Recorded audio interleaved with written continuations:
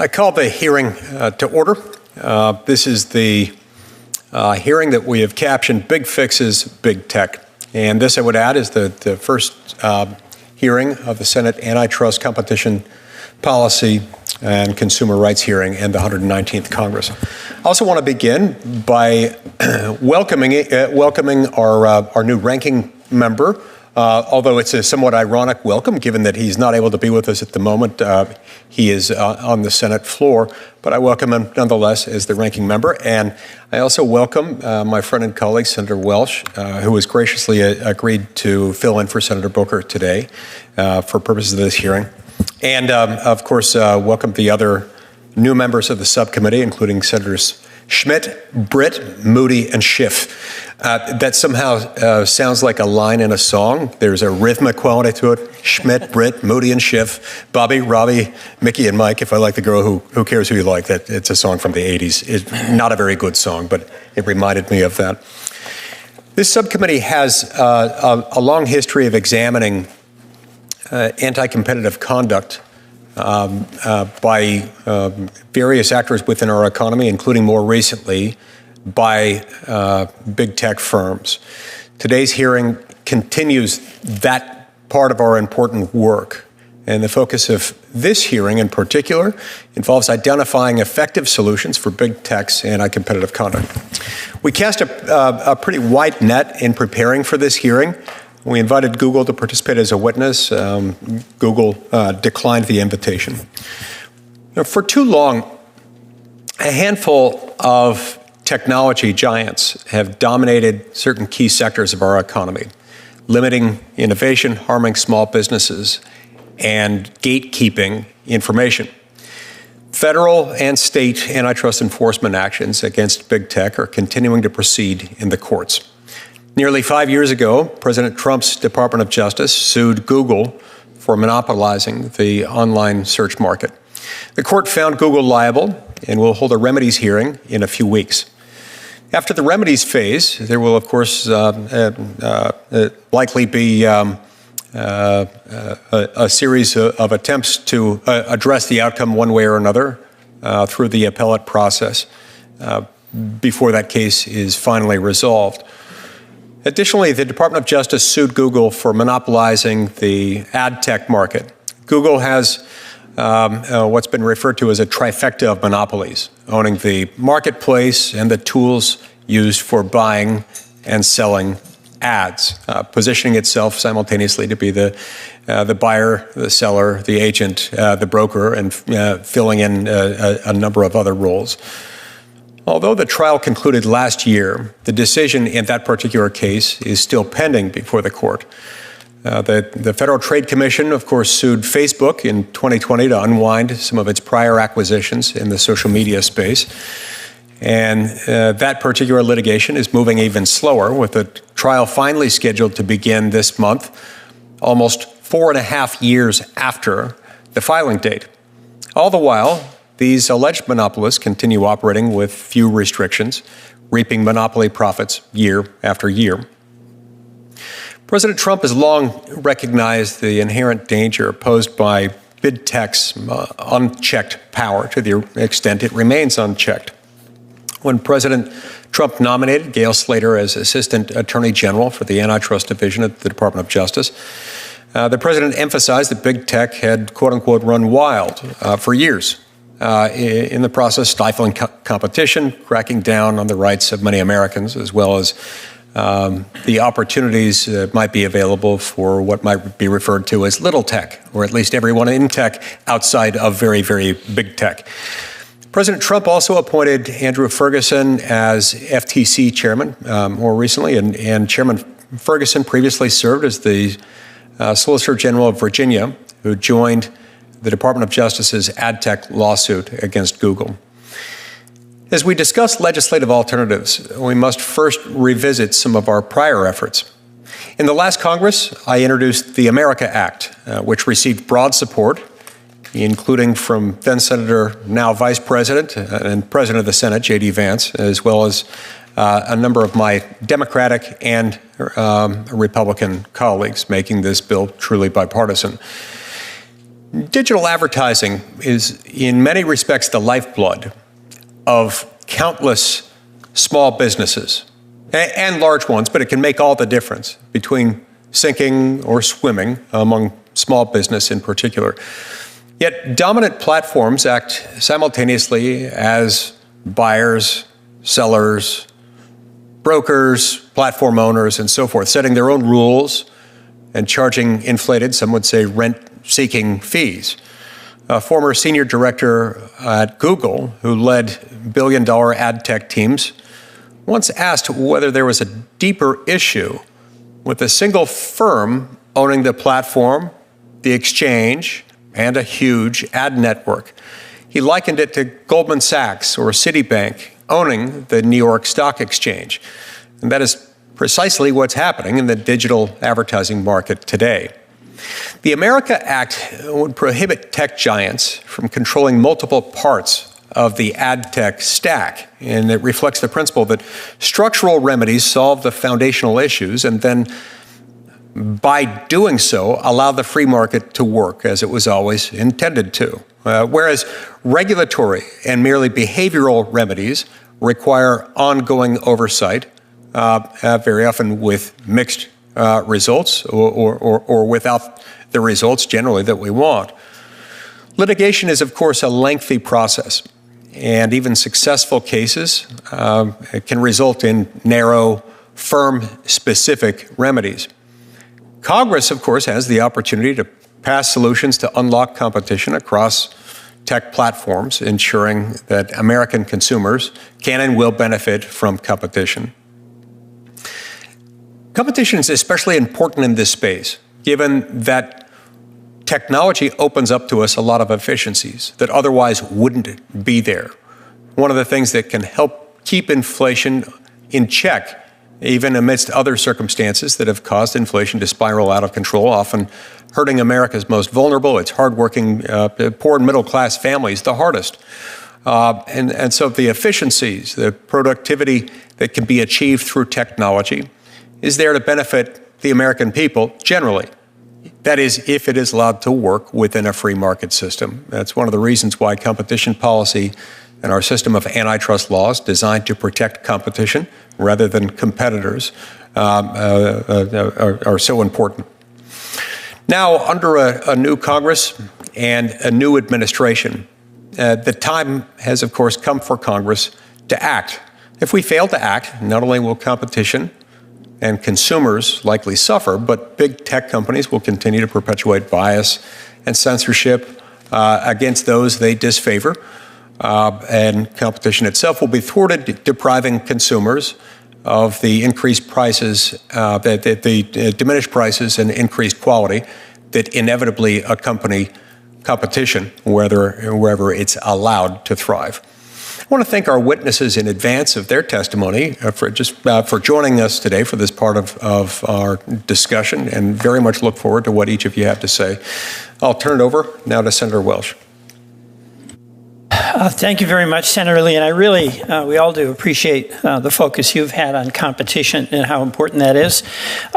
Senator Booker is very excited about co-chairing this, being the ranking member on this committee with you, and sends his regrets. I did want to just say a couple of things. This big fixes for big tech is incredibly important as an antitrust issue, because the antitrust is always about the concentration of power, and then the pricing power that the dominant players get, and then the folks in everyday America who are more than ever struggling with affordability questions. At the end of the month, folks in Utah, folks in Vermont are just looking at their checkbook and wondering how are they going to do it and which bills are they going to have to postpone until next week.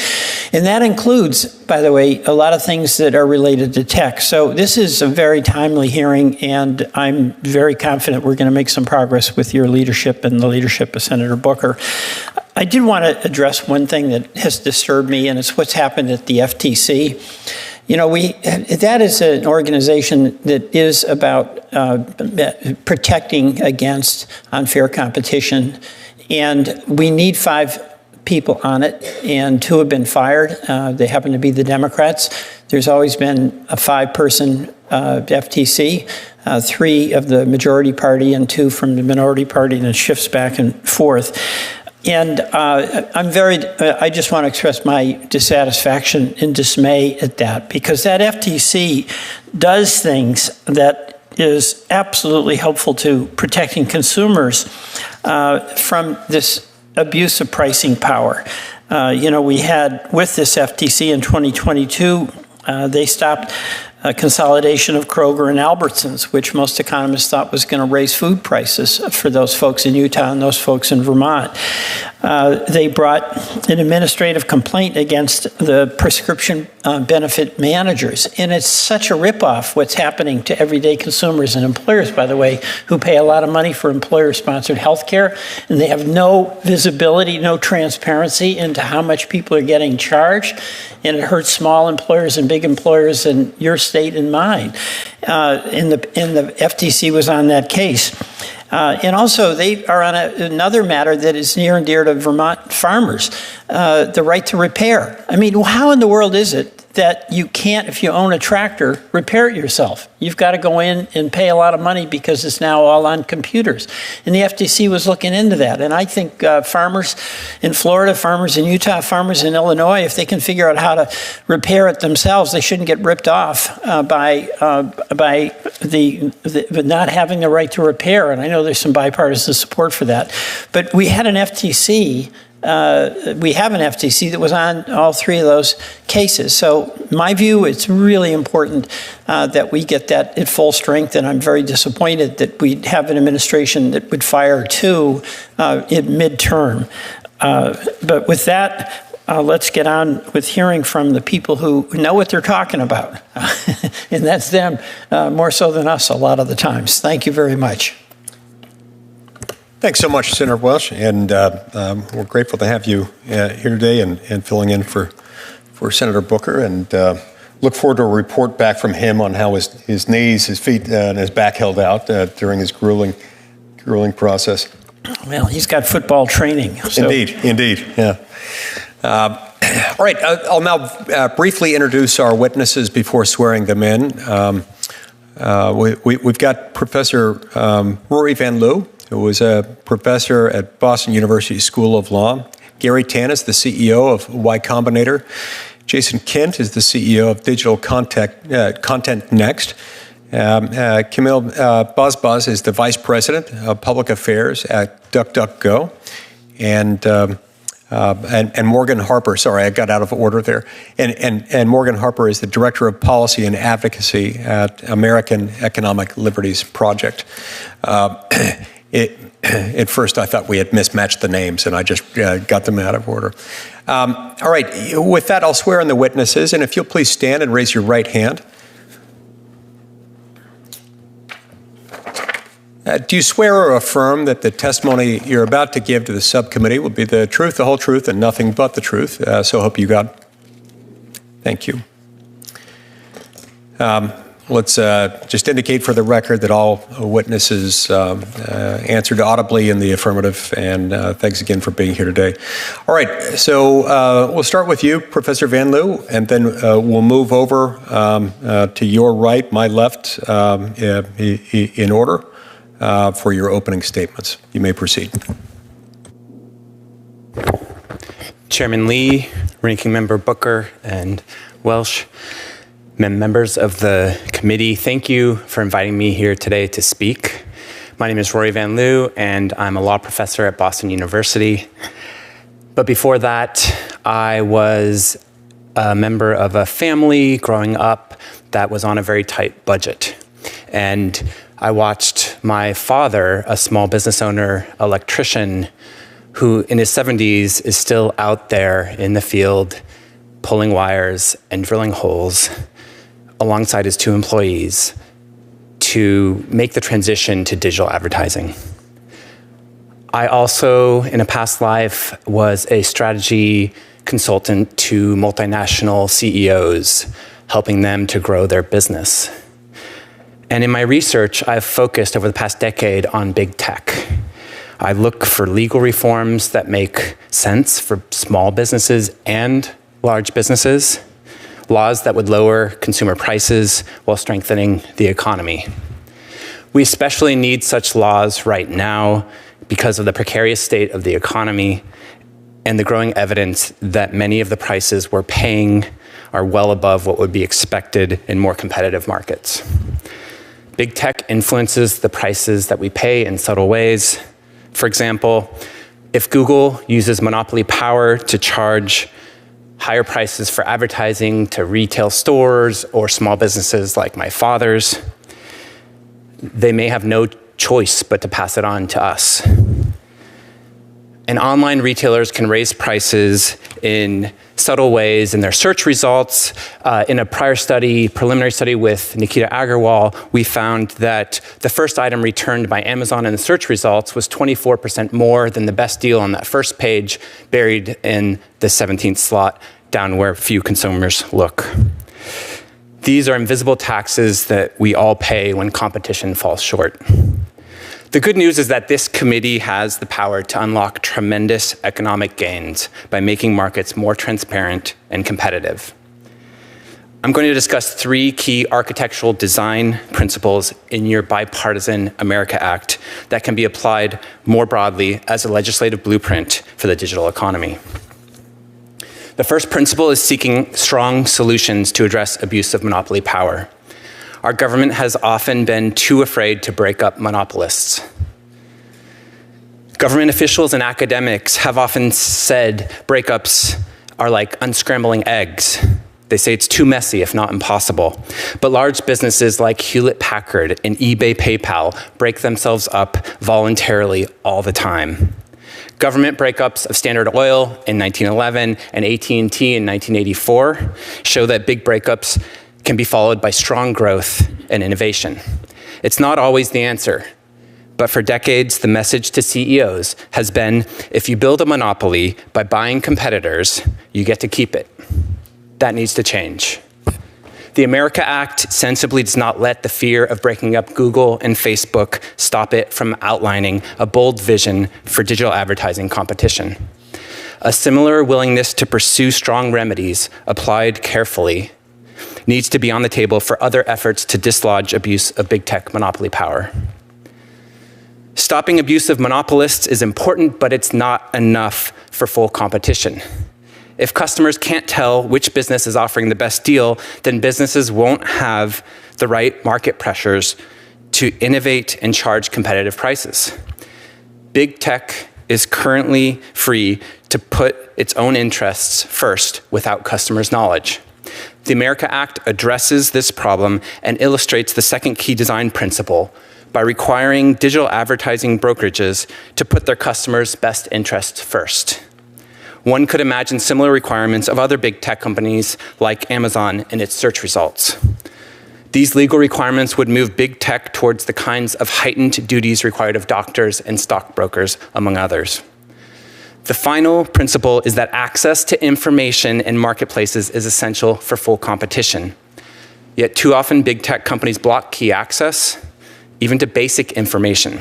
The America Act responds by mandating fair access to both digital advertising exchanges and information. Access mandates have lowered consumer prices in other countries and have the potential to help shoppers find the best deals on Amazon or help teens avoid toxic social media content on Instagram, especially with the help of third-party AI assistants. In conclusion, I encourage you to pass the America Act and then apply a similar blueprint to other spheres of big tech. More than a century after Congress passed strong antitrust laws and Teddy Roosevelt challenged monopolies, students still learn about it in school. We're at another one of those historical moments.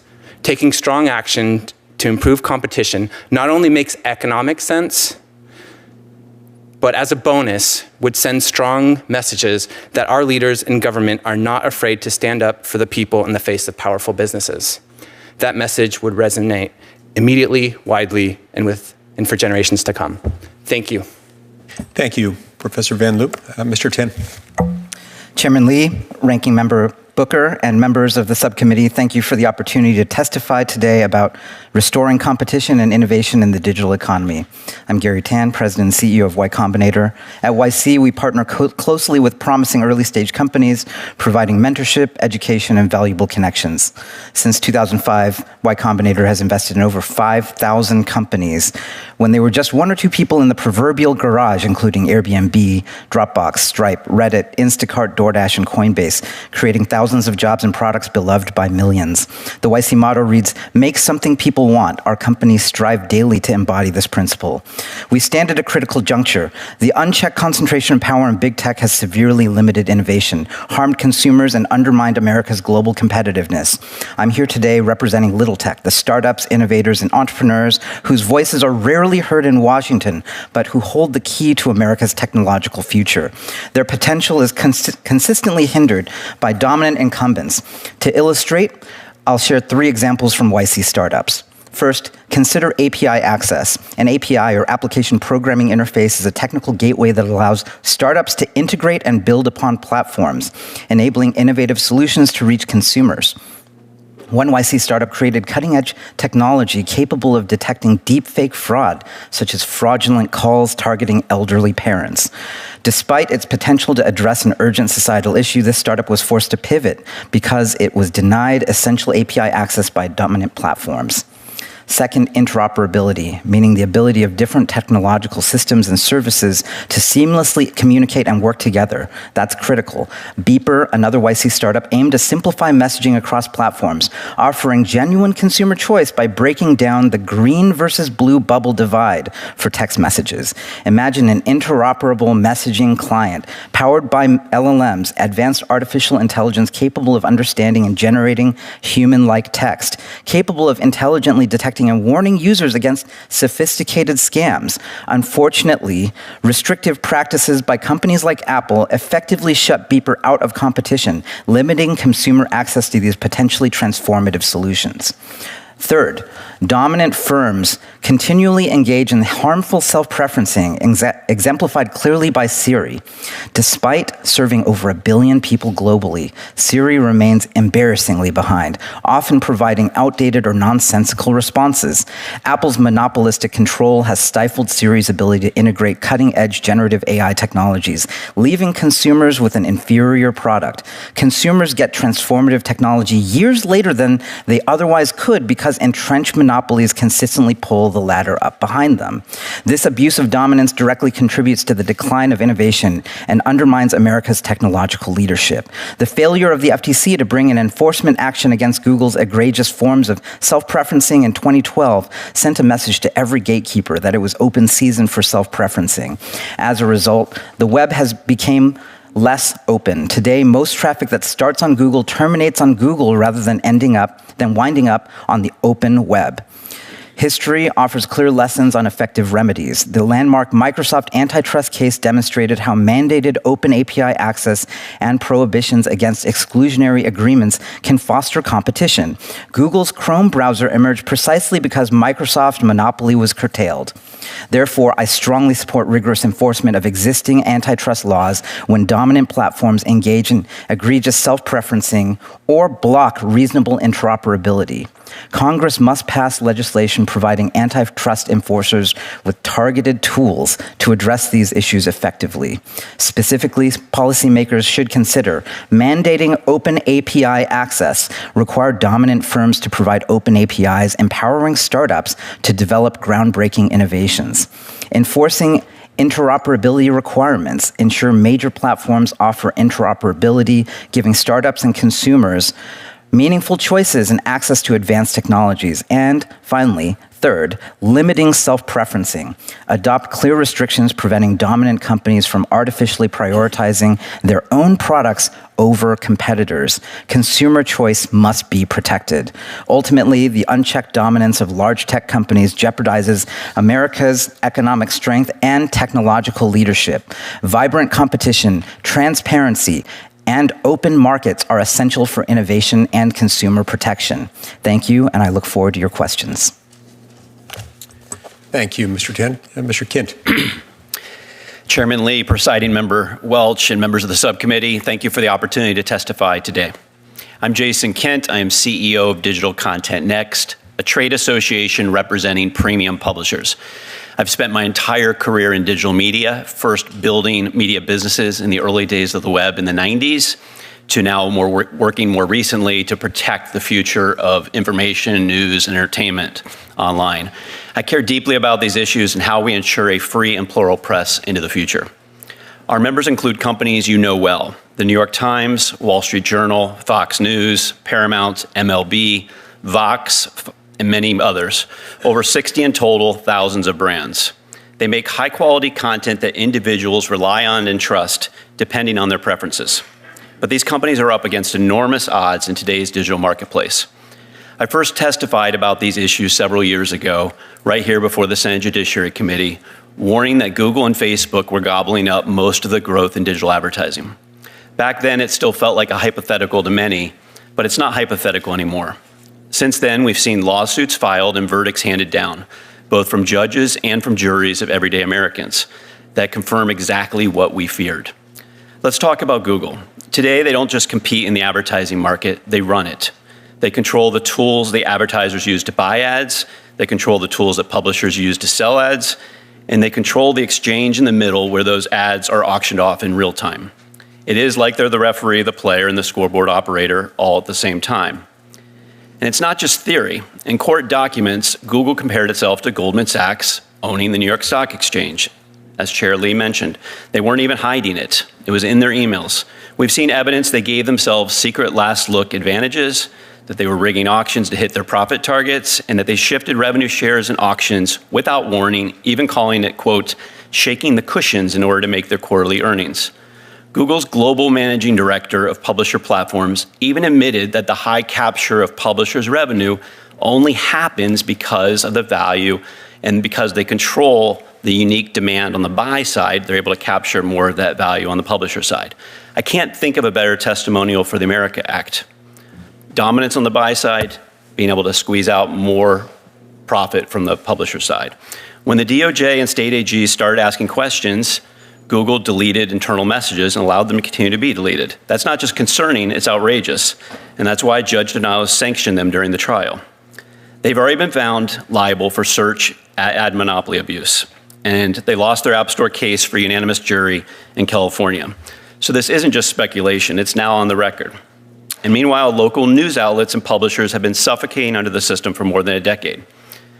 I want to recognize the strong bipartisan leadership here. Senator Blumenthal had worked with Senator Blackburn to do important work on kids' online safety and continues to do. Senator Hawley has been a consistent voice on market power and data. Senator Klobuchar previously led this committee and has fought relentlessly to restore competition. Senator Moody, when you were AG, I remember being at the steps of the Supreme Court as you led the charge on antitrust enforcement. I was captured by your remarks that day. And Chairman Lee, I want to thank you in particular for introducing the America Act. It's a smart, targeted bill. It doesn't try to break up companies or tell them how to run their products. It doesn't pick winners and losers. It just says if you're running the marketplace, you shouldn't be allowed to secretly play all sides of the deal. That's a principle Americans across the country can get behind. We've had these kind of rules in financial markets for nearly a century because we know what happens when intermediaries can rig a system. Competition is stifled and consumers lose. The same logic applies to real-time auctions for advertising, especially when it funds our news and information. As I recall, Chair Lee, you previously said, this is not a bill that's either liberal or conservative. It's not Republican or Democratic. It's just a good business process bill. Let's also remember the FTC's trial does begin in 2 weeks against Meta, aiming to unwind Facebook's acquisitions of Instagram and WhatsApp, and that DOJ filed a major antitrust case against Apple last year for abusing its App Store control. So we're finally seeing movement, but these things take years to resolve in the courts. That's why we need Congress to act now to bring some urgency and fairness into this market. The America Act is a first vital step to make sure the most powerful players follow some basic rules. That will give real businesses a shot and help quality journalism not just survive, but thrive. Thank you again for your time and your leadership. I look forward to working together to restore a fair marketplace. Thank you so much. Ms. Harper. Chair Lee, Ranking Member Booker, Senator Welch, members of the subcommittee, thank you for holding this hearing. Here's my thesis. It's stark and bracing, but the evidence supports it. Big tech firms have become too big to govern, and their power threatens our children, economy, and national security. These companies need to be broken up, and their leaders held personally accountable for the lawlessness they have unleashed on American society. Since the founding of the American Economic Liberties Project in 2020, we have investigated the extraordinary economic and political power of the big tech companies Google, Meta, Apple, and Amazon. Their harms are well documented, but I'll mention just a few to emphasize the risks of their sustained market power. Amazon has allegedly sold suicide kits to teenagers. Meta knowingly allowed children to be bullied, harassed, and sexually solicited. More recently, Google's AI model threatened a college student, telling them they are, quote, a waste of time and resources, a stain on the universe, and urging them to, quote, please die, please. Small businesses and consumers also suffer under big tech's power. Sellers on Amazon pay up to 50% of their revenue to sell their own products and are forced to use Amazon's fulfillment services to access Prime customers. Small businesses disappear from Google search results for no reason, causing sales to plummet. And Apple has squeezed small developers, creating innovative apps that want to reach consumers. Big tech firms also suppress speech and deplatform users. Google has been accused of kicking Reddit, podcasts, and other apps from the Play Store for no reason. But rather than fixing these harms, too big to govern firms instead thwart the law and make their own rules. Meta has repeatedly violated an FTC consent decree to protect children's privacy.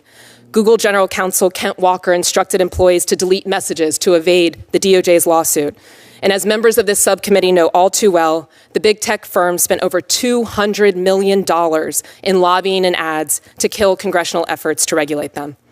More recently, big tech CEOs have contributed hundreds of millions of dollars to President Trump as they all face federal lawsuits that could change their business models. Only remedies that reduce the too big to govern firms' power can end this lawlessness. And as today's panel of witnesses reflects, bipartisan consensus exists for these solutions. The most important remedy is not more fines or investigations, but holding executives of these companies personally liable and breaking up their monopolies. Remedies must be structural to eliminate conflicts of interest and behavioral to prevent firms from engaging in specific anti-competitive conduct. DOJ enforcers from both political parties have taken this approach to remedy the Google search monopoly. They're recommending structural remedies like a Chrome divestiture and behavioral remedies like banning Google from being the pain to be the default search provider on mobile devices.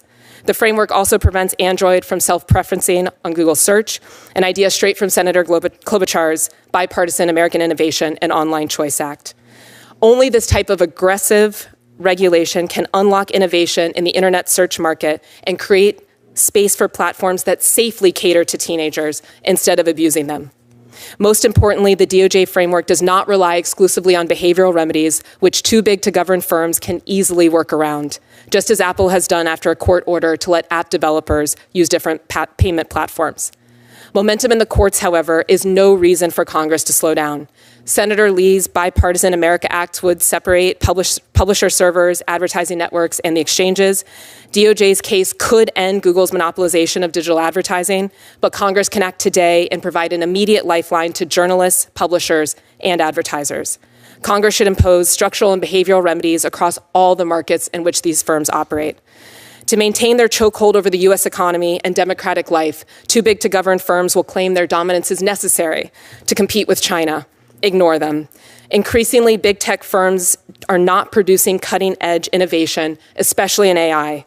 This includes Apple, who couldn't debut a long-promised live demo of a generative AI product. And China-based DeepSeek's AI model highlighted the potential limitations of big tech's computing-intensive models. Tech monopolists falling behind, though, should come as no surprise. In the 1970s, enforcers had to break up AT&T to unleash innovation that created the modern internet. By contrast, Europe and Japan protected their tech national champions and watched U.S. firms pass them by. Today, America and this subcommittee face a similar crossroads. Either make marginal changes and too big to govern firms will maintain their power, continue seeding lawlessness, and oversee U.S. technology's decline, or break up these giants, restore the rule of law to increase competition, keep our children safe and our nation, while improving outcomes for workers and businesses of all sizes. The public is increasingly skeptical government can deliver. No half measure will do. Break them up. I look forward to your questions. Thank you, Ms. Harper. Mr. Bazbaz, you're up next. Chair Lee, Ranking Member Booker, Senator Welsh, and esteemed members of the committee, thank you for this opportunity to speak on this critical issue. My name is Camille Bazbaz. I'm a Senior Vice President, Public Affairs at DuckDuckGo. DuckDuckGo was founded more than 15 years ago. We're based in Paoli, Pennsylvania, far outside of Silicon Valley. We offer a search engine like Google and a browser like Chrome. But unlike Google, we don't collect any of your search or browsing history. Our privacy policy can be summed up in just 4 words. We don't track you. We believe the best way to protect your privacy is to not collect your personal information at all. We compete directly with Google. We are the 2nd largest search engine on mobile devices in the United States and 3rd largest overall with a market share of about 2.5%. By contrast, Google's market share is more than 90%. The question isn't whether Google is a monopolist. In August 2024, a federal judge ruled that, in fact, it is. The question now is, what do we do about it? In American antitrust law, courts play a critical role, but Congress has a key role to play as well. Reining in big tech's abuses require overlapping and interlocking rules that allow for the freedom to innovate, the freedom to compete, and the freedoms for Americans to pick the services they want to use. As the title of this hearing states, there is no one big fix. There is no silver bullet. Restoring the free market requires multiple big fixes working together to undo more than a decade of illegal behavior. On March 7th, the U.S. Department of Justice submitted its revised proposal to remedy Google's anti-competitive behavior as the search case goes into the remedy phase. We support this proposal. While we recognize the potential of this landmark proposal, we must also recognize that the search market remains frozen in place, and it could be many years until anything changes. Despite public scandals, botched rollouts, widespread discussion about declining search quality, and the explosion of AI chatbots, Google's illegal stranglehold on the market and resulting market share remains unchanged. It should not take more than a decade of illegal behavior before action is taken. It should happen much faster. This is where Congress comes in. Building on the momentum of the Google search case, Congress can implement pro-competitive reforms that ensure companies like Google cannot decide for you what services you use, cannot block competitors from reaching consumers, and cannot self-preference their own products at the expense of better options. Congress has done this before. For example, the Telecommunications Act of 1996 forced the baby bells to license their infrastructure and work with competitors. This legislation not only unleashed more than $1 trillion of investment, it also forced incumbents to innovate and compete for consumers. The same can happen in the search market. Google has the most robust index of websites on the internet, but they only rank them one way in their search results. That means there's only one algorithm deciding and ranking the content that 90% of Americans see. It doesn't have to be this way. If competitors had access to that same index and anonymous ranking signals, they could launch new search engines with new algorithms and different ranking decisions to better serve consumers than Google is now. This kind of algorithmic choice and diversity isn't just good for business, but good for society at large. If you take away one thing from my testimony today, I hope it would be this. With congressional action, the search market can rapidly serve consumers so much better than it does now. Imagine a future where picking your default search engine is a choice you actually make, not one that's made for you by backroom business deals. Imagine a future where consumers can comparison shop between different search engines across features, benefits, rankings, and brands, easily picking the one that most suits their needs. For example, a search engine that favors small publishers or one that protects your privacy. We use search engines to ask some of our most sensitive and personal questions about life, parenting, politics, health, and everything in between. One company should not have a monopoly to answer those questions for 90% of Americans. We urge lawmakers to consider bold, clear, and targeted legislation that can change that. DuckDuckGo has supported antitrust reform efforts in the 117th, 118th Congress, and we applaud continued efforts like Senator Lee's America Act, which targets the conflict of interest at the heart of Google's digital advertising monopoly. I look forward to answering your questions. Thank you so much. We will now proceed to alternating 5-minute Q&A sessions, alternating from one party to the other in order of seniority, subject to the early bird rule. Just for those here assembled, the hearing order I've got so far, Lee, Welsh, Moody, Durbin, Hawley, Klobuchar. And we'll add to that as others arrive. All right, so Mr. Kint, why don't I start with you? Tell me what some of the what challenges do digital publishers face in navigating today's digital advertising ecosystem. Tell us about that. Sure. Thank you for the question. So publishers today, advertising's about 80% of their revenue on the typical publisher in aggregate. So they're very dependent on advertising, for one, to pay for the high quality news and entertainment. And they have to deal with a marketplace that's been designed by Google, right? So Google gets to set the rules for auctions, and that's how most of the advertising gets sold. And the amount of money that Google's been able to take out of that supply chain consistently over years takes all the profits away. So publishers are not able to fund their news and entertainment. And a lot of that stems, is it not, from the fact that they've combined the buy side and the sell side. So would a structural remedy of separating the buy and the sell side, would that make a difference? What impact would that have? Yes. Requiring Google to not be dominant on the buy side and the sell side, simply put, and presented in the Justice Department's case, would radically change the future for publishers and news and entertainment companies. That the statistic from the allegations in court was that Google takes about 20% of the revenue from publishers in the typical auction. And the only way that they're able to keep that 20% over years is because they actually control the buy side. Right. Something of a conditioned precedent for being able to do that. Professor Van Loo, let's pivot to you for a minute. Your research focuses on breaking up companies as a remedy, as a structural remedy. How would the America Act address and solve this problem specifically in the ad tech space? Yeah, it's clear that the America Act would require significant divestitures by Google and Facebook of some of their advertising businesses. And that would remove the current incentives for self-dealing and conflicts of interest that come from owning those various stages in the advertisement purchase process. There are a bunch of details that we could get into if you'd like, but at a high level of abstraction, in a sense, this remedy of requiring divestitures solves the problem that we would otherwise have if we let Google essentially keep a monopoly and then tried to require it to behave and regulate it heavily. And so one question you'd have to ask yourself is, do you trust or want to invest in our government kind of continually micromanaging whether or not Google is behaving and trust that they're going to be able to outsmart Google, so to speak? Or would you rather just remove those incentives at the outset? Right. Now, your testimony mentioned that businesses from time to time will voluntarily break themselves up without anybody intervening. And you included examples that involved Hewlett-Packard and also PayPal, eBay.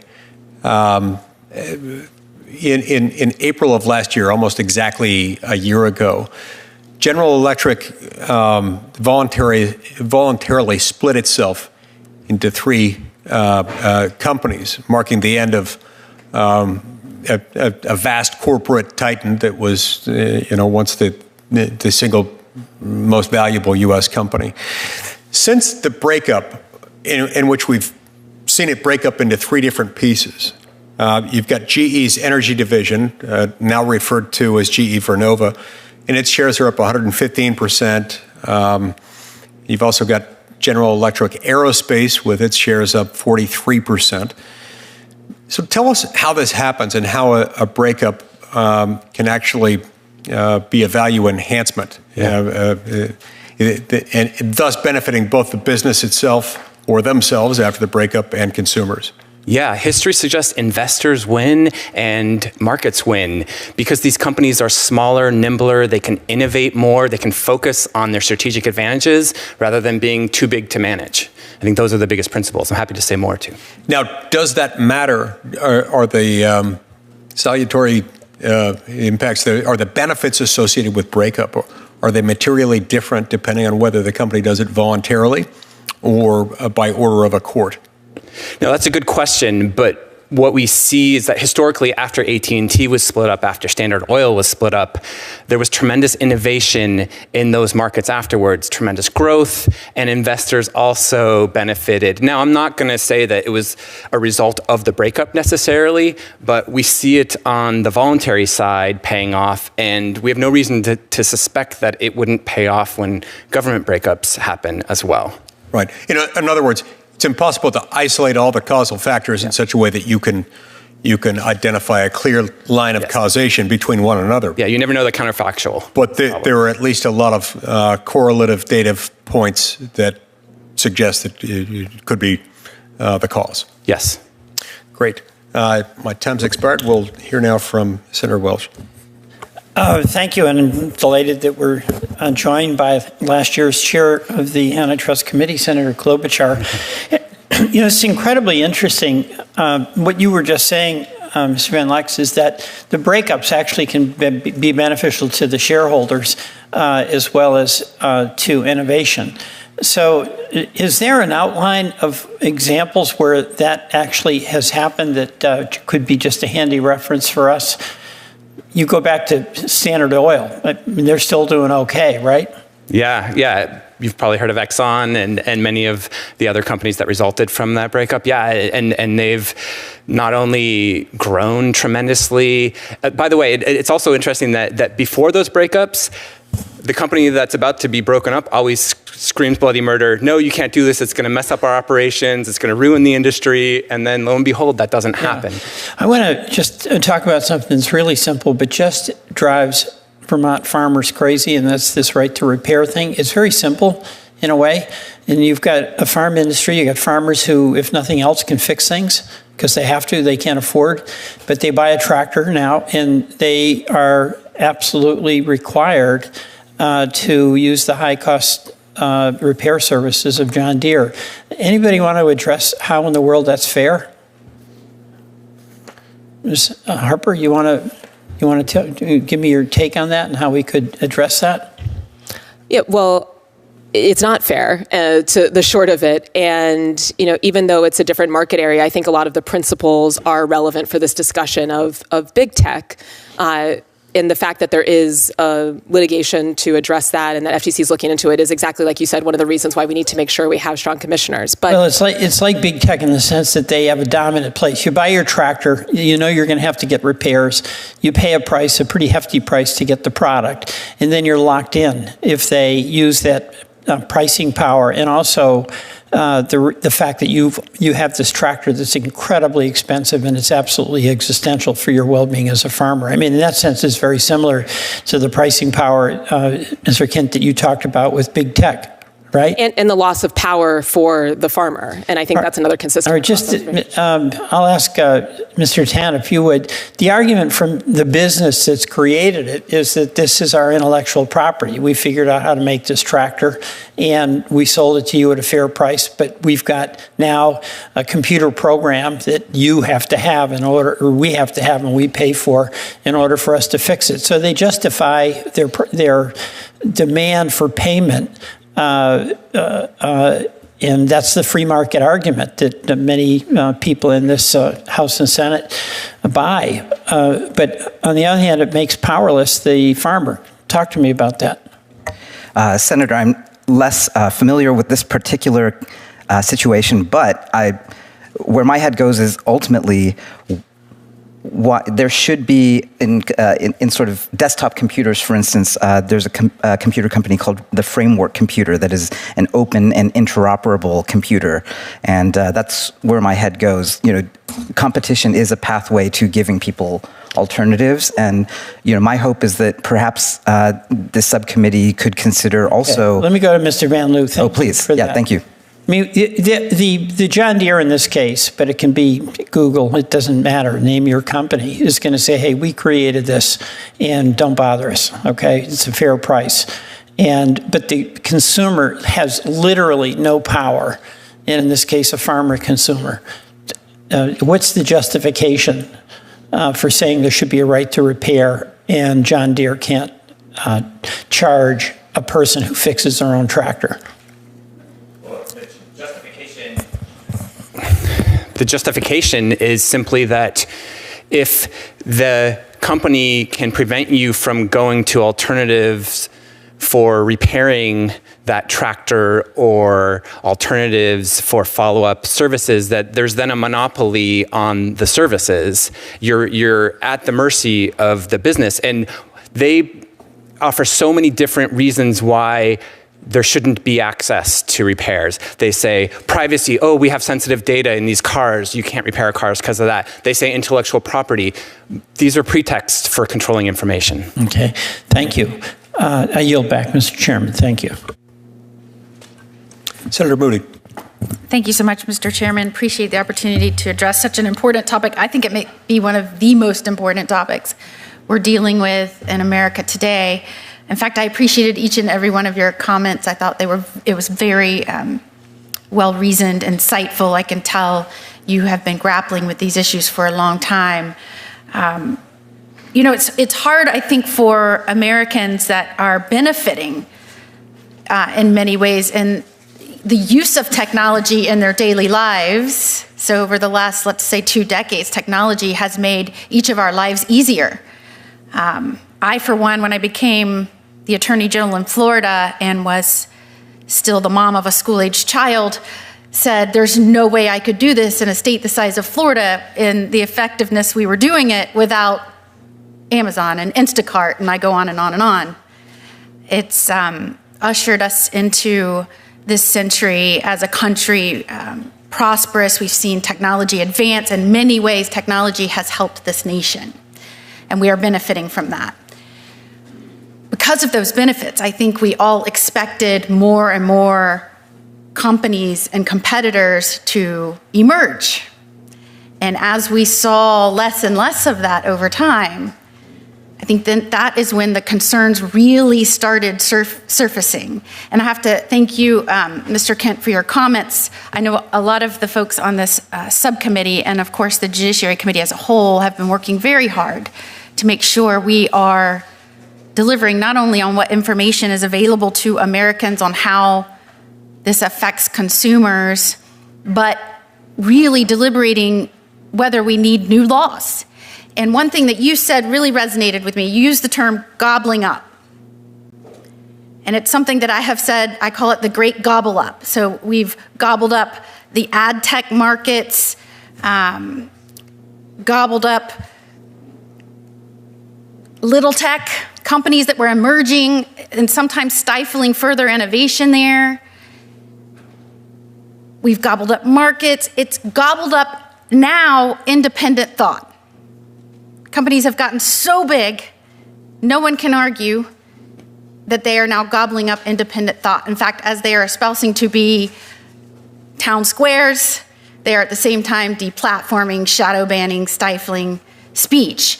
And as this great gobble up has come to reality, we are now forced with, many of us have been working on this so many years. You also said it takes forever for the court to address one case. In fact, as AG, I led bipartisan cases. One of the first cases I worked on was Google. I could go on and on in terms of the actions we brought that we are still waiting to see resolution to the benefit of our citizens and specifically consumers.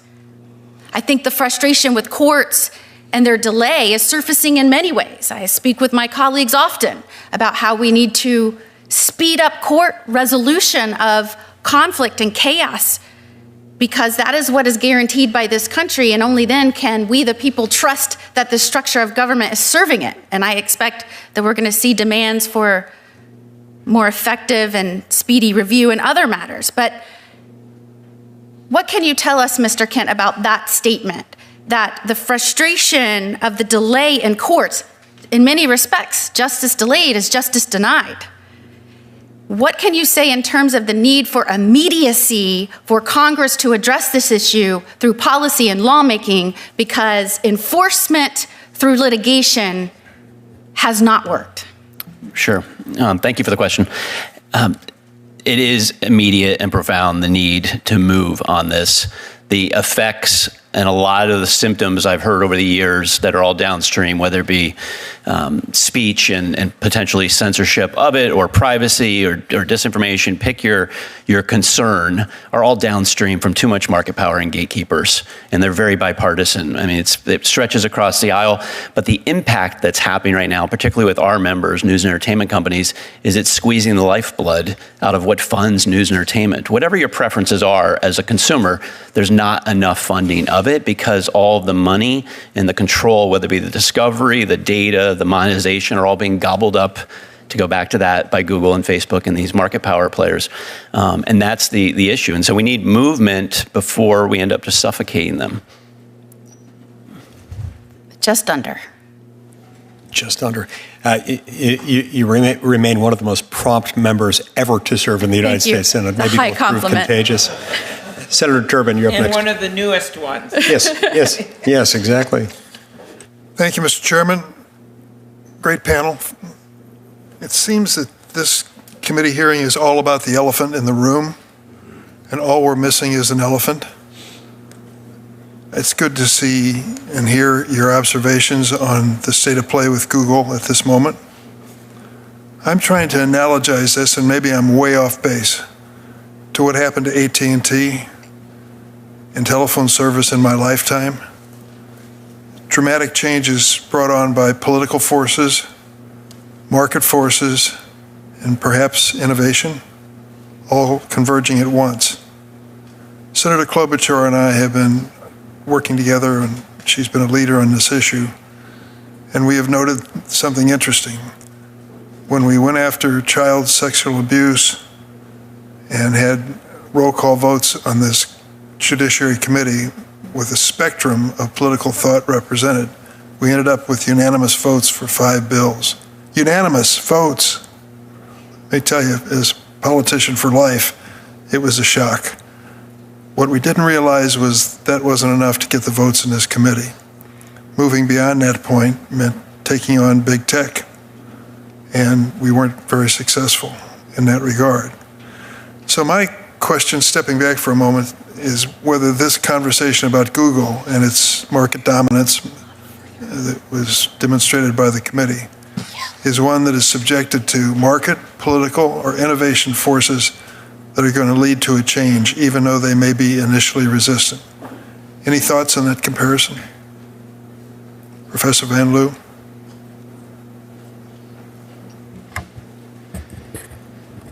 I'm optimistic right now, in part because the kinds of solutions that we're looking at in the America Act and beyond are going to help such a broad array of actors, not just consumers, but also small businesses. You have little tech that wants reform. You have even some of the CEOs of big tech calling for reform. Although I get that might be, we can question where that's coming from. But so I could see for many of these reforms a coalition being built with strong political economy. I think it gets tougher when maybe all businesses are on one side and consumers are on the other. So let me interrupt you, if I can, for a moment.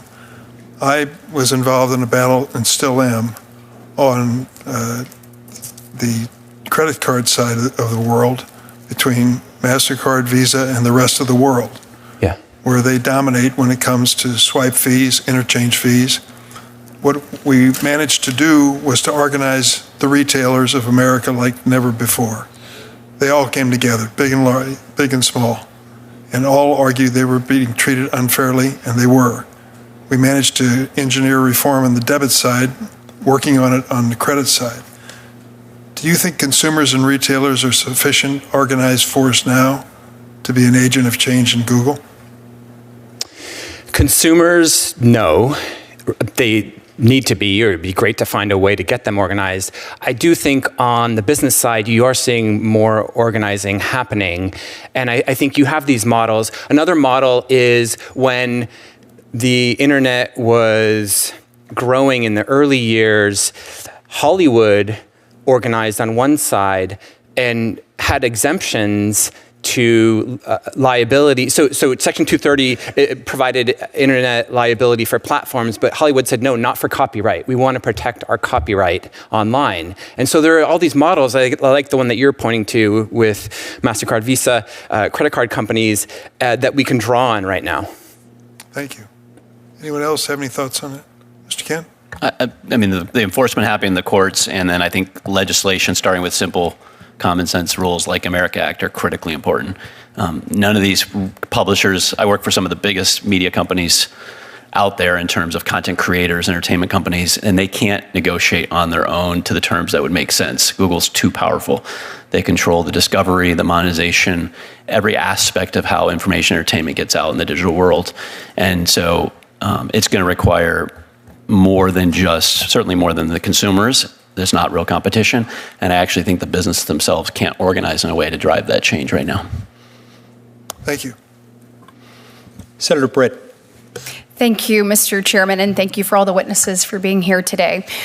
During my time in the Senate, I have made my concerns about big tech pretty darn clear, particularly as it relates to the impact of big tech and their business models and how that affects our children, largely looking at social media platforms. I also share some of my colleagues' concerns with the market power exercised by big tech firms and the extent in which they wield that market power in ways that stifle competition and erode public discourse via censorship of disfavored views. But I also know that we're in the middle of an ongoing competition with China for dominance in AI. And the Trump administration has made it very clear that it intends to keep the United States at the forefront of AI innovation.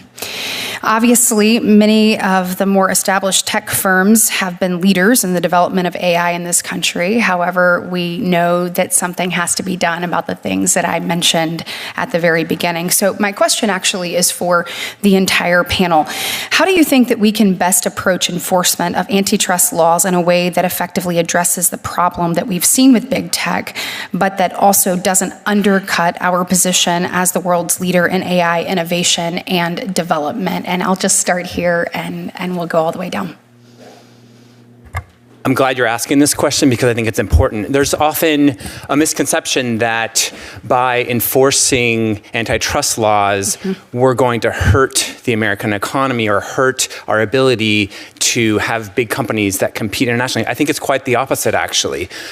We need to subject our own companies to rigorous competition here so that they are battle tested, so to speak, when they go abroad. If we don't, and they're insulated, coddled here, and then they try to compete on the international stage with companies that have in their own domestic industries been subject to intense competition, their products won't be as good. And so I think it's another one of those win-win situations where we enforce competition here, and in so doing, we set American companies up to continue being world leaders. Excellent.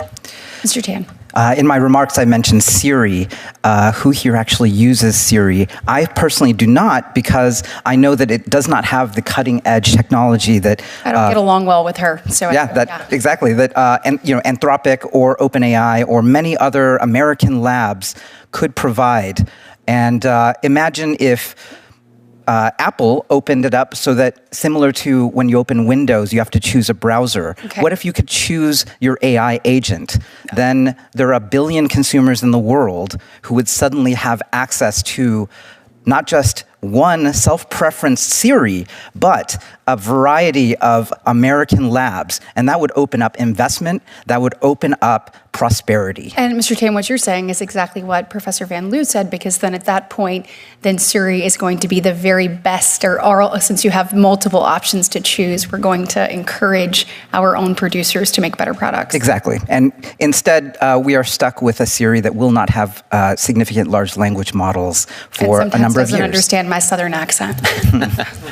I'll keep it simple. I agree with everything you've heard, and I would just add that as it relates to AI, which is much of the discussion right now, the evidence around Google that we saw in the courtroom during the antitrust trial and Judge Mehta's understanding of how important that was, including the remedies, has been very clear that we need competition in the AI world, and basically allowing a $1 trillion company to continue to be a monopolist in order to abuse that is the last thing we should be doing if we want to compete with China. Absolutely. Ms. Harper. Yeah, I agree with a lot of what's been said. I would just add that actually the monopolist often has an incentive to stifle competition. So Google had large language models, but withheld them because they couldn't figure out how to integrate them with search and not threaten how much money they were making off of search. And so really, again, the key is to use enforcement to unlock competition, to force companies to have other companies that might emerge that have more sophisticated technology to keep America competitive. Because the reality is we're already losing. Absolutely. Okay. I'll just add that, just trying to put a fine point on it, is competition creates innovation.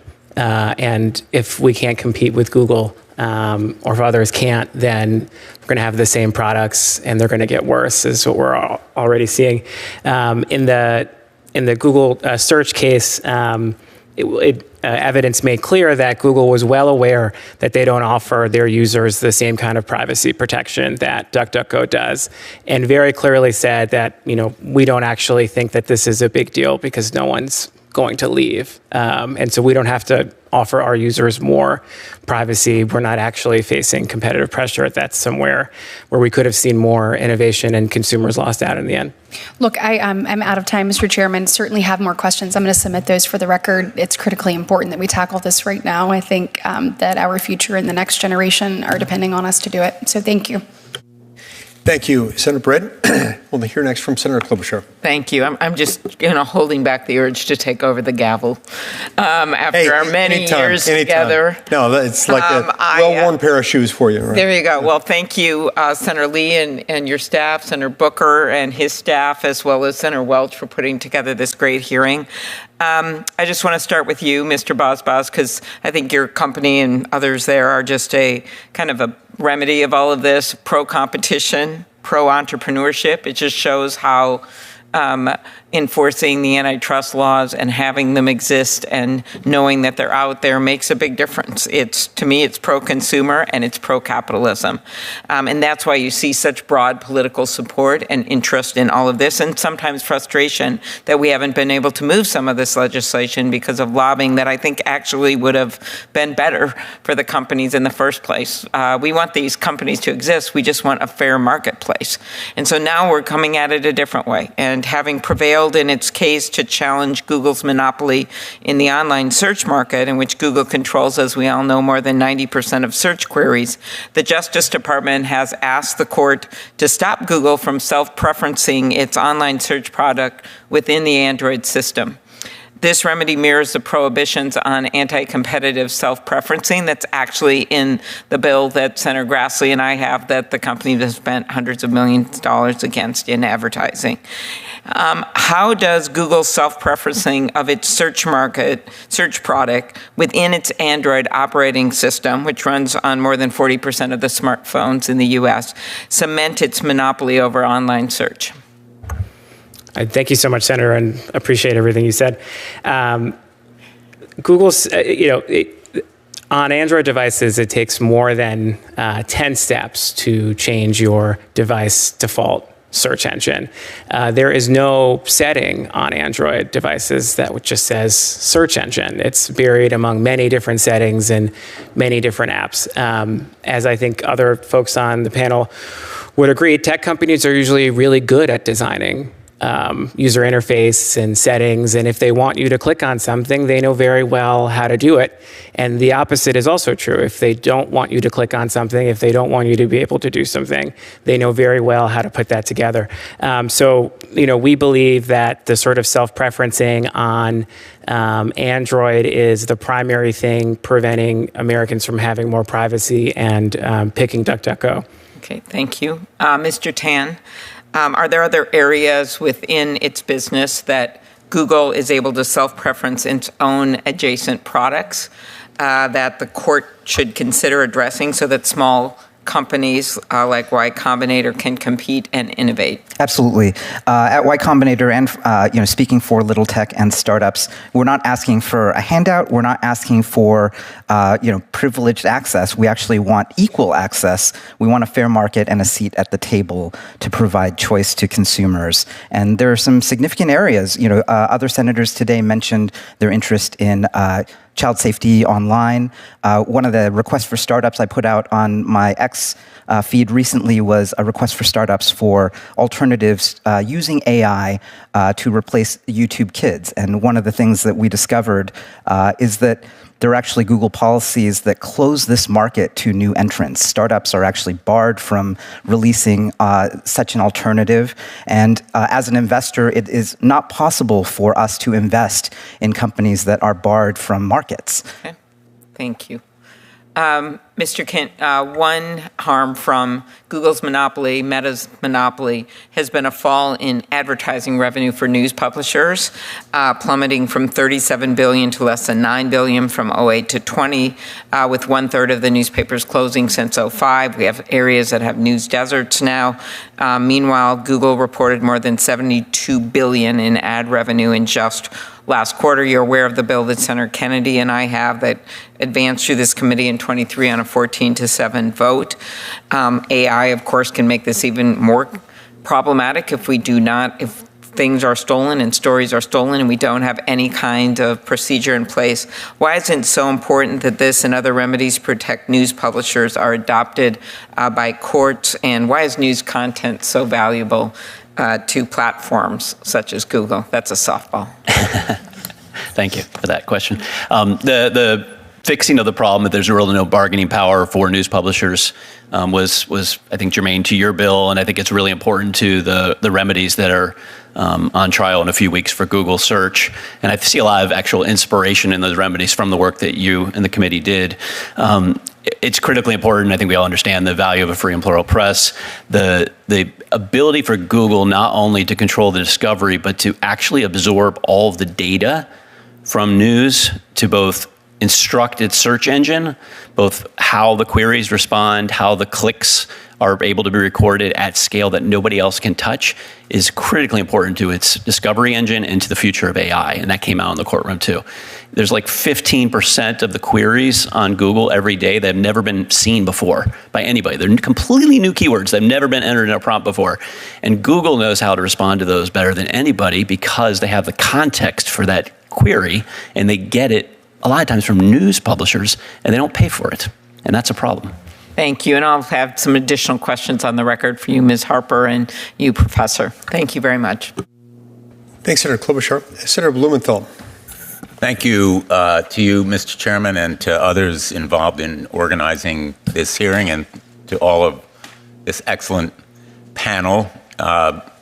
Similar to the search and advertising monopolies that we've been discussing this afternoon, Google and Apple dominate the mobile market. Both use the same anti-competitive tactics in mobile: self-preferencing to exclude competitors and monopolistic rents that raise the prices on consumers, as all of you well know. Senator Blackburn and I are the sponsors of the Open App Markets Act, which would set fair, clear, and enforceable rules to promote competition and strengthen consumer protections within the mobile marketplace. Those rules include opening up alternative markets, interoperability requirements, and guardrails on self-preferencing.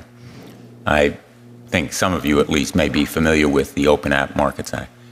We plan to reintroduce this legislation soon, and we hope we can move it alongside Senator Lee's America Act and Senator Klobuchar's legislation, which we've been discussing today. So let me ask Mr. Tan, I appreciate your testimony today with your recommendations that closely track the Open App Markets Act. Every time Congress attempts to legislate in this area, Kids Online Safety Act, COSA, or any of the other proposals we're talking about, we see millions of dollars from big tech go into lobbying, whatever it may say publicly. Oh, we welcome regulation. We like your approach. Behind the scenes, often it will throw its weight against these kinds of consumer protection measures. As someone who works with startups, maybe you can speak a little bit more about how Google and Apple's mobile monopolies hinder investment and growth. Absolutely. Thank you so much, Senator. And thanks for your leadership on the Open App Markets Act. We've had multiple experiences with app stores self-preferencing and using its ability to remove apps from the App Store to actually prevent people from getting access to other alternatives, Beeper being sort of the most egregious version of that. Apple took 3 days after Beeper Mini was launched to shut it down. It was actually providing real utility to Americans and consumers around the world because it was actually allowing encrypted communication between Apple iPhone users and Android users because encrypted RCS was not available yet. And yet, Apple themselves did actually turn off Apple Mini after 3 days. And Apple themselves recognized how bad this was. They actually subsequently and directly after turning off Beeper Mini added encrypted RCS chats, which now you can see in your iPhones today. But they had kept iOS users exposed for months previously. So a remedy there would allow for open API and third-party clients to interact. And I believe your OAMA would be a huge step in the right direction. Thank you so much, Senator. Thank you. Last session, Senator Hawley and I, as part of the Judiciary Subcommittee's work on technology, held several hearings on AI. And what was striking to me was that it's the new startups that are making the leaps in technology and innovation, not Google and Apple. Should we be concerned that monopolistic controls over mobile could hinder companies in innovation in AI or other areas? Yes, I think that there's rampant self-preferencing. People are using their existing market power, whether it is in devices or operating systems or browsers, to prevent distribution and to self-preference their own options over those of competition. And the loser is the consumer. And the loser is also startups and startup founders. As an investor, we're not able to invest and help create prosperity where there is no access to free and open markets. And so we very much thank your efforts to protect that. The losers are consumers, the losers are startups, the losers are new businesses. The real loser is America, because we will be falling behind our competitors in the world, whether it's China or other countries. We'll be falling behind our peers in the defense sphere. And so the constriction of competition in these areas, I think, has very broad ramifications for our national defense as well as consumers and others. So this is an excellent panel. I wish I had more time, but thank you all for being here today and for all your work. I look forward to continuing our work with each of you. Thank you so much. Thanks, Senator Blumenthal.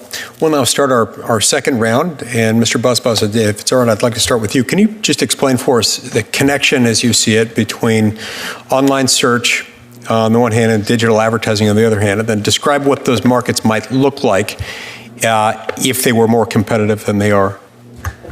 Yeah, so just for context, DuckDuckGo, we are an ad-supported business. Our ads are contextually targeted, not behaviorally targeted, so they are targeted against keywords. So if you search for Jeeps, you get a Jeep ad. It's not based upon the last 20 searches you did or what someone else in your household searched or your device or anything like that. What about your demographics?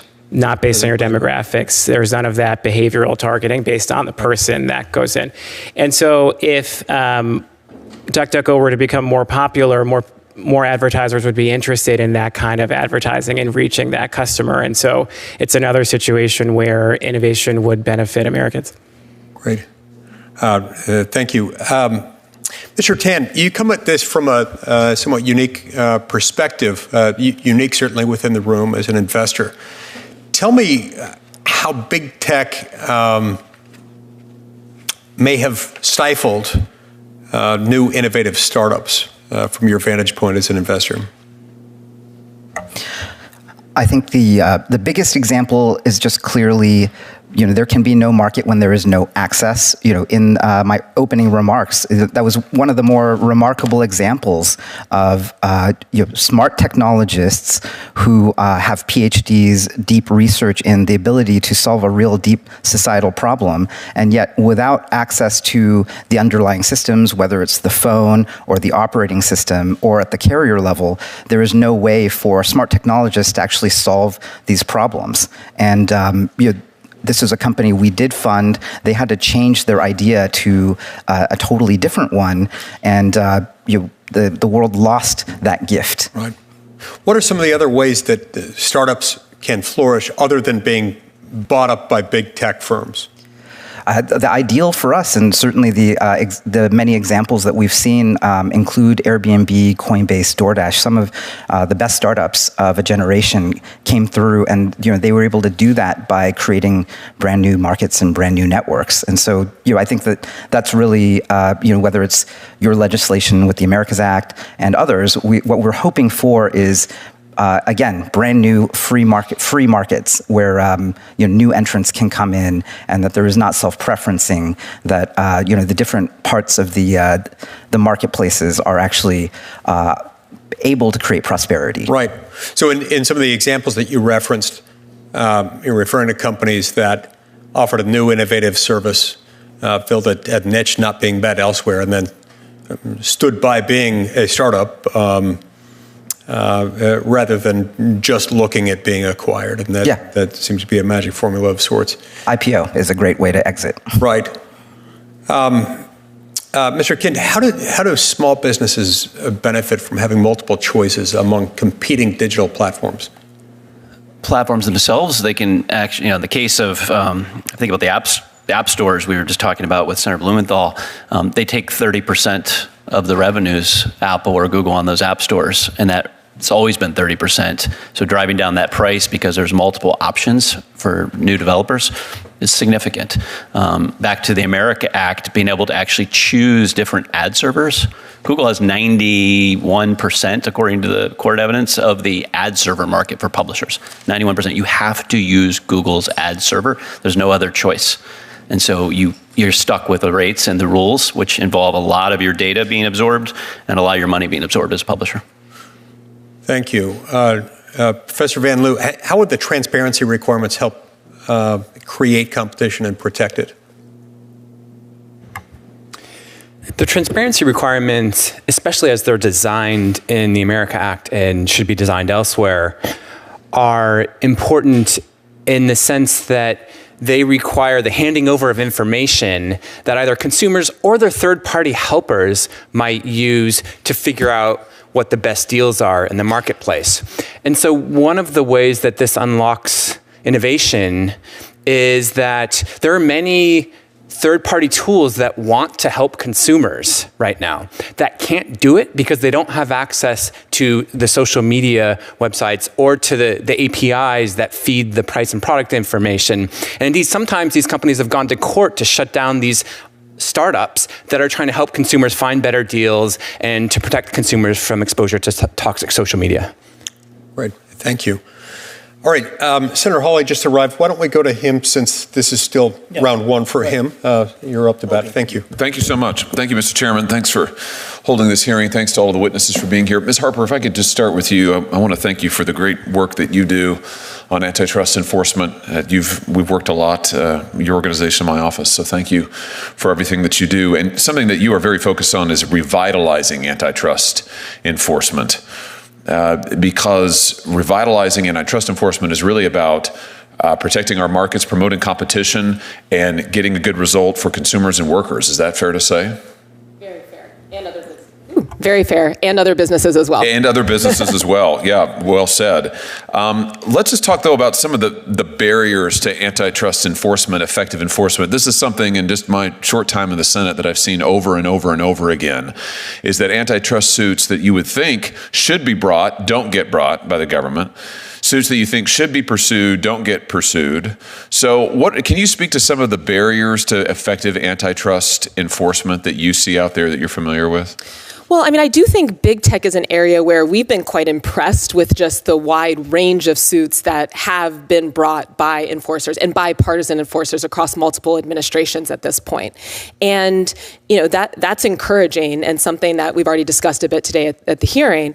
But usually what is most challenging for enforcers is having enough resources. I mean, these guys are often outgunned by the big tech firms that have unlimited budgets. The former chief legal officer at Google said publicly that they had about $1 billion to manage any sort of legal risk that was presented to them as a company. And we have enforcers that even in these trials will have about 1/10 of the resources that any individual defendant that they're taking on might have. So put all of that on turbo speed when it comes to big tech, and the inequity in resources is quite stark. Yeah, that's startling. $1 billion, and that's versus government enforcers who have the resources of the government. I noticed that in the Clayton Act, anybody who's familiar with our antitrust statutes knows this, the Clayton Act, 15 U.S.C. Section 15A, the statute says that any person, I emphasize any person, who shall be injured in his business or property by reason of anything forbidden in the antitrust laws may sue, therefore, in any district court of the United States. That's a private right of enforcement. I mean, so the Clayton Act allows private suits, and yet it's usually, there are private antitrust suits out there, but usually it's government suits that we see. Is that because of the resource imbalance, do you think? Yeah, I mean, it can be difficult to find a plaintiff's attorney that's willing to take on the risk. And again, when we're looking at bringing a suit against big tech, you are taking on not just the biggest giants of the United States, the biggest giants of the world that have unlimited resource. That can be quite intimidating for anyone who's running their own law firm. Absolutely. Mr. Bazbaz, let me just ask you in this respect, your company has suffered, I would say, maybe more than anybody at the hands of Google and their anti-competitive conduct. Did your company bring an enforcement suit, a private enforcement suit under the Clayton Act? And if not, why not?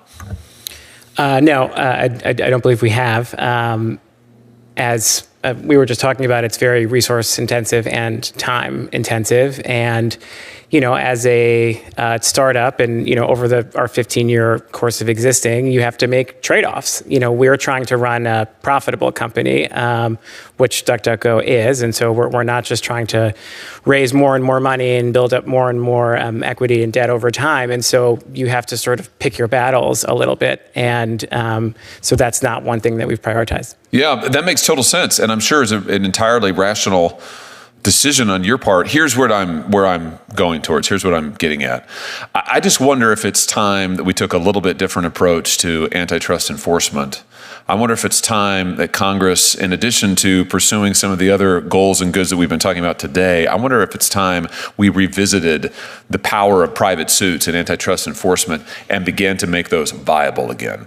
Courts have closed down access by private parties to antitrust enforcement suits by imposing injury and standing requirements that I think, frankly, are somewhat suspect. We could fix that. We could allow class action suits in the antitrust context.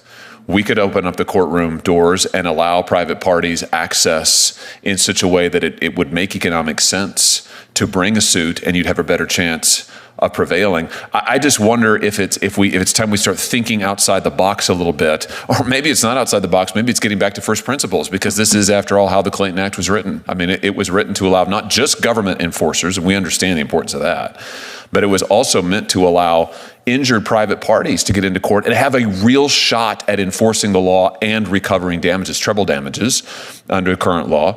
Maybe we ought to increase those damages awards. Maybe we ought to change some of the injury and standing requirements that the courts have imposed that I think, frankly, are not there in the text, the history of the Clayton Act.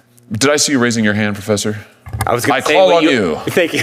I was going to say where you were ending up, which is we need to increase the incentives and rewards for bringing these lawsuits. We have bounties in other areas, such as securities laws. We can bring that into antitrust. So, and that's good on both sides, by the way. It's good for incentivizing the lawsuits to be brought.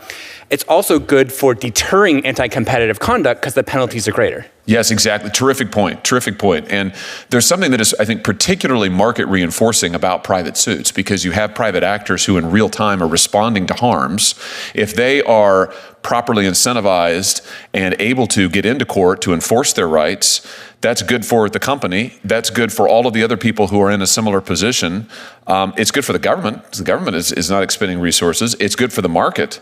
As it turns out, the people who drafted the Clayton antitrust law were pretty smart, actually. They had a good intuition 100 years ago, and maybe it's time that we made better on that promise. Do you want to say something, Ms. Harper? I'll give you the last word. I was just going to add, one, I love the creativity of different ideas of how we can take on the power of big tech. I think it's an all hands on deck situation, and every approach that we can adopt, we should be to stop their lawlessness. I will just add, though, and we hear this from a lot of market players, that it can also be quite scary to take on that public lawsuit for fear of retaliation. We know it's happening behind the scenes, but once you become the named party in a lawsuit, that can also heighten quite a bit that risk. And so I do think it's a both and, funding the antitrust enforcers, making sure they have the resources to bring these suits on behalf of a lot of the businesses who can't for themselves, but then also encouraging private suits as well. Yeah, absolutely. I agree with all of that. And that's absolutely correct. I think absolutely correct. I'll just end with this. It's a point I've been making recently in other contexts. But there is something that is uniquely attention-grabbing to these companies about facing a jury, having to face a jury maybe and with a competitor who's sitting on the other side of the table and facing a judgment that will run into the billions of dollars. It really gets the attention of these CEOs and frankly their shareholders. I remember the FTC fined fined Meta not that long ago. It was a pretty large fine. Meta didn't meaningfully change their conduct. Their stock price went up the next day after the fine was announced. It's ridiculous.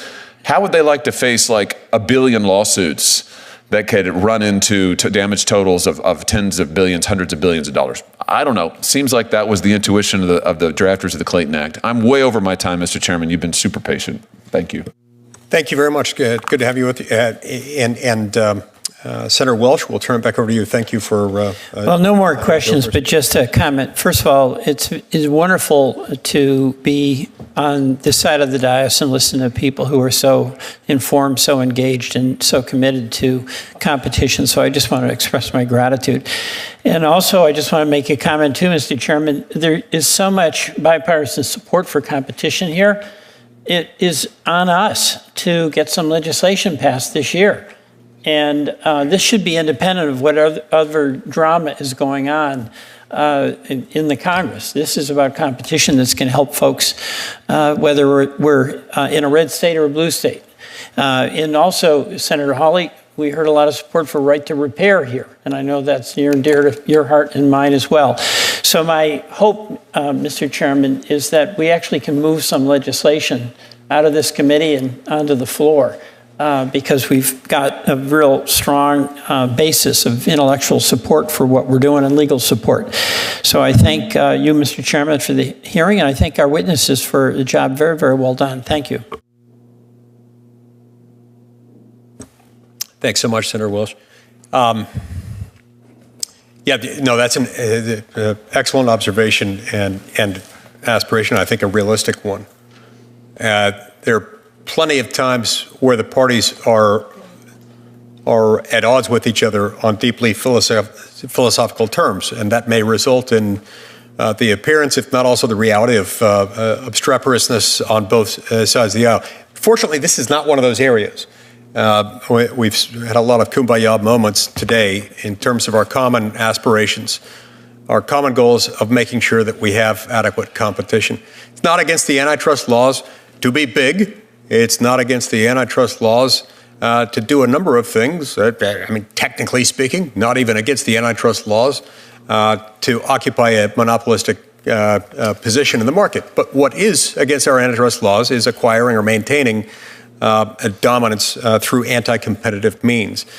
And our job is to make sure that is working, that the marketplace is working, and that the marketplace is enabled, informed, and elevated by virtue of these principles, which sometimes with the advent of new technologies, we have to take another look. My overall angle on this has been that we don't want to reinvent the wheel too often because, for the most part, our body of antitrust laws is a well-worn tool. So we ought to be looking for tweaks along the way made necessary by changed circumstances to the extent that they're there. And I think we found some of those circumstances and certainly highlighted a number of those today. So I want to thank each of you. It's been an all-star witness. I've gained a lot of great insight and taken copious notes from each of you, and grateful to you for your thorough preparation. Written questions can be submitted for the record for this hearing until Friday, April 4th at 5 p.m. And I'll ask the witnesses to answer and return those questions to the subcommittee by Monday, the 14th of April at 5 p.m. Thank you very much. We stand adjourned.